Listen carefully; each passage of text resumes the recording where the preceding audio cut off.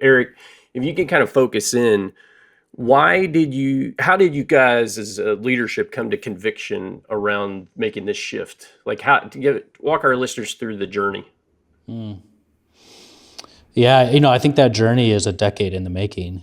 And I want to be careful too, like, it's not to dismiss at all what our past is. Our past is filled with incredible things that God has done. And so, every time I talk about the past, I want to make sure that I'm honoring it too.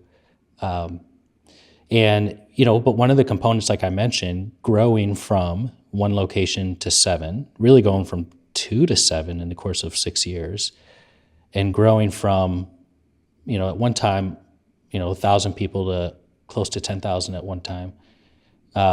Every time you have one of those growth moments, you end up diluting the potency of ministry wherever it's at.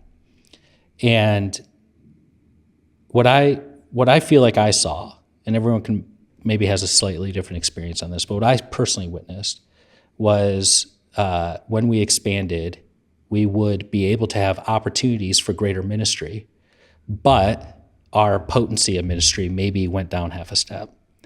And so as we thought about what it looks like for us to be a new church moving forward, coming out of COVID, new senior leadership, all those things, and still do that with 7 locations, we started leaning into the questions around how do we increase the potency of ministry here at 242, and take that and lean into that before expanding it after. So It's good.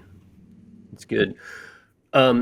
Talk a little bit. Let's turn practical and talk a little bit about, maybe give our listeners examples of how this has shifted, strategies and, activity in the church programming.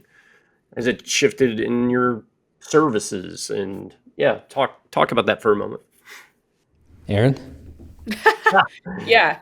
I mean, I just want to echo what Eric said too. I hope it goes without saying, and I've said this before on the podcast, that we just honor all of who we've ever been, and we carry that with us into who we're becoming. And we don't get to become who we're becoming without who we've been. So just want to offer that too. Thank you for being very respectful of the past, because I've been in some of these conversations over the years and decades of my ministry where it's an all-out onslaught on the past. Yeah. As if it was villainized and demonized. Yeah. And I would just add to that, honestly, this is part of the conversation. And then I'll answer your question, Doug. We are learning to live in the polarity of continuity and change. I think as church leaders, often we find a new model or a new structure, a new idea, and we just want to change everything. And that's just swinging the pendulum. And then we're going to end up with a whole other new set of problems. And so the last 5 years for us have really been about living in the tension of continuity and change. What things need to remain and what things need to change, and how do we live in the blend of those? And you can only do that if you have real honor for what has been in the past. So I would just offer that to any of our listeners who are in the middle of transition. And as a young leader, I would just offer that to other young leaders that are listening. We are sharpened by honoring the past, not thinking that the past needs dismissed so that we can come in and make a new future. We need to honor the past. So I would just offer that. That's a learning as a young leader that I have just really appreciated older leaders investing that learning in me. To get really practical, the questions that we have asked along this journey to move in the direction of disciple making have just had to change. And so it's no longer what do we have for ... fill in the blank. What do we have for this group of people or that group of people or this group of people? It's sort of like the church buffet. Like people show up to a mega church and they're like, all right, like, let me see the buffet options. Like, I want the menu. I want to know what you got for all these different types of people on these different days of the week. And I'm going to pick and choose which things I want to participate in. And then maybe I'll show up, maybe I won't for a certain amount of time, right? And so we've just tried to shift our question instead of just always trying to meet people in all their expectations of all the different offerings we should have and programs and events and stuff. We're trying to ask, what are the most potent activities we can do that equip people to be disciple makers in their contexts? And so we believe that student ministry is an important ingredient in that. We believe that safe and fun kids ministry is an important ingredient in that.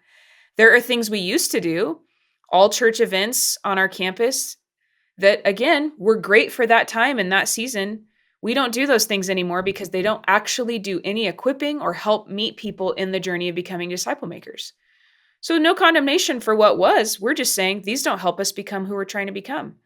And so just simple shifts of helping our staff ask different types of questions, asking instead of just trying to fit everything into, this could become disciple making. No, let's talk about what fruit will this produce in the direction of disciple making. And if we can't point at it, we're probably not going to do it. And so even down to small groups, we don't pick people's small groups for them because then we believe that people have no buy-in.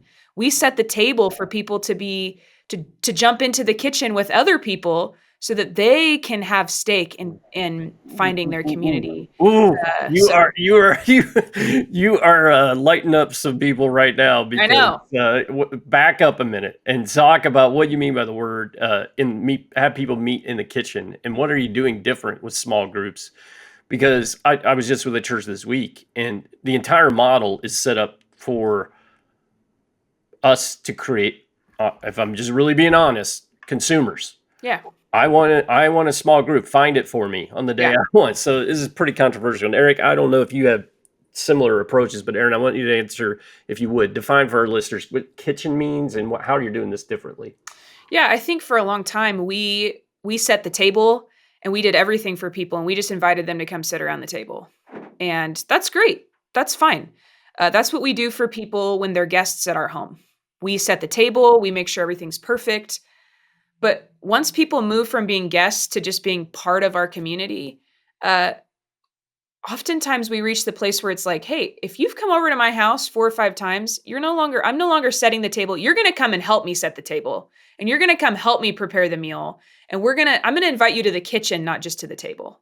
Like there's a different level of connection, of buy-in, of ownership, and honestly of mutuality. Like help me, help you. Like we're going to do this together. There's going to be real partnership. And so what we've learned about groups is like, there's only so much buy-in people experience when it's all done for them. And I'm not saying there isn't transformational things that comes out of that, because there's years of amazing experiences people have had in small groups. We're just finding that the kind of partnership, the kind of transformation, and the kind of multiplication that emerges when people are invited to the kitchen, and by that I mean they're invited to help form and shape the group, not just attend and consume the group, it changes. It changes the dynamic, and we're seeing more multiplication form out of those types of groups. And so I know it's controversial, and I'm not telling any of our listeners this has to be your group's approach. I'm just saying this is what we have learned for our context and has become our group's approach.